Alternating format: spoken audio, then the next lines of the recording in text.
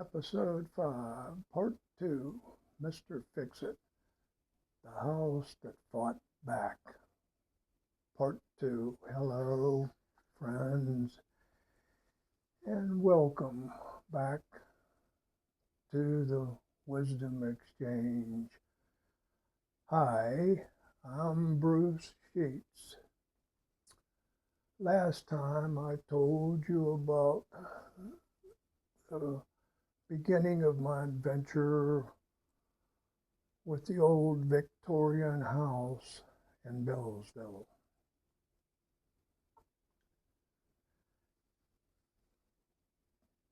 Kathy and I had dreamed about that house for years. We loved its history, its character, and the feeling that it had stories hidden inside its walls. What we didn't fully appreciate was that the house already had a few stories of its own, and it was about to add us to the list.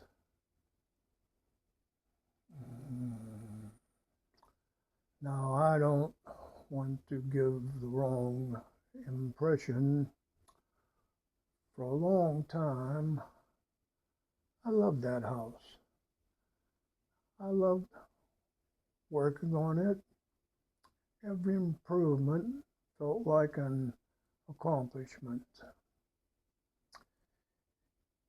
Every repair completed was a victory. That was the nature of Mr. Fixit. A challenge didn't discourage me. It motivated me. The problem with old houses, however, is that they rarely present you with one challenge at a time. They work as a team, fix one thing, and another thing steps forward and says, "Don't forget about me." Looking back, I sometimes think that old Victorian house had a personality. I'm not the superstitious type, but I discovered that the house was a old funeral home at the turn of the century,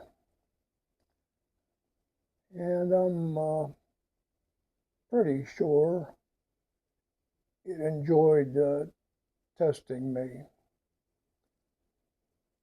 Fortunately, I had Ralph Rutherford living across the street.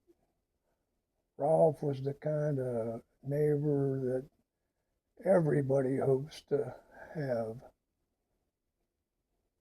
He was practical, experienced, and always willing to offer advice. The only problem was Ralph's advice usually came from experience, and experience has a funny way of recognizing trouble before you do. One autumn day, I was outside dealing with fallen leaves from the large sugar maples in our front yard. Those trees were beautiful, absolutely. They were also extremely generous. they dropped leaves like they were trying to cover the entire property. I had been raking them onto a tarp and hauling them to the back of the property where I planned to burn them. It seemed like a reasonable plan, at least it seemed reasonable to me. Ralph stopped by one day and admired the operation. He was always polite, but I could see the wheels turning in his head. You know, Ralph said, with my oak tree, I use a mulching mower. It chops the leaves up and puts them right back into the lawn. I listened carefully. That sounded efficient. Less raking, less hauling, less work. Those are words that get the attention of a man like me. A few days later, I decided to give it a try. I climbed aboard my Sears riding mower and headed toward the orchard in the back of the property. Now, I should mention something about that mower.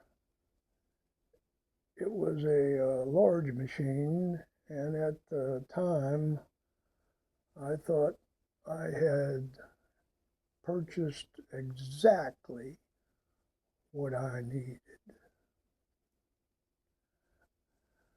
The mower and I had already been through some adventures together. Some good, some not so good at all. But I had confidence in it, perhaps a little too much confidence. The apple orchard was covered with leaves. Not a few leaves, a serious accumulation of leaves. The kind where you could almost imagine squirrels standing nearby taking notes. I started mowing. The mower was chewing through the leaves, and for a while, everything seemed to be working perfectly. Then things changed. The leaves were so deep that they began packing around the engine compartment. The mower was working hard, too hard. And before long, my innocent attempt at efficiency turned into something that looked like a scene from a disaster movie. Smoke appeared, then flames. suddenly, instead of mowing leaves, I was watching my mower become a campfire.